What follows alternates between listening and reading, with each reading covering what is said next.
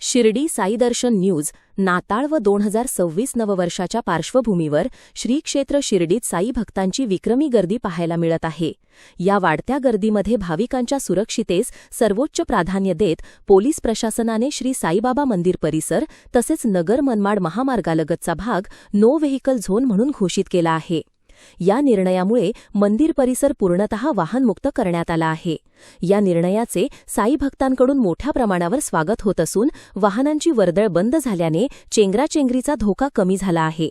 दर्शन रांगा सुरळीत सुरू असून वृद्ध, महिला, दिव्यांग तसेच बालभाविकांना सुरक्षितपणे दर्शन घेता येत असल्याची प्रतिक्रिया भाविकांकडून व्यक्त केली जात आहे।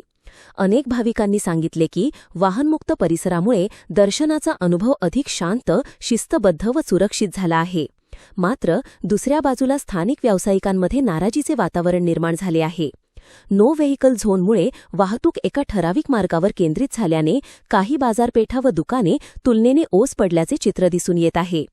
गर्दी एका बाजूनेच ये-जा करत असल्याने इतर भागातील दुकानदारांना अपेक्षित व्यवसाय मिळत नसल्याची तक्रार करण्यात येत आहे। व्यावसायिकांचे म्हणणे आहे की जर 18 मीटर रोडवरून पर्यायी मार्गाने वाहतूक वळविण्यात आली तर संपूर्ण शिर्डी शहरात वाहतुकीचा ताण समान प्रमाणात विभागला जाईल। यामुळे वाहतूक कोंडी टळेल, भाविकांनाही चालणे सोपे जाईल आणि सर्व भागातील व्यावसायिकांना समान संधी मिळेल असा त्यांचा ठाम विश्वास आहे। या मागणीसाठी काही व्यापाऱ्यांनी प्रशासनाकडे लेखी निवेदन देण्याची तयारी सुरू केली आहे।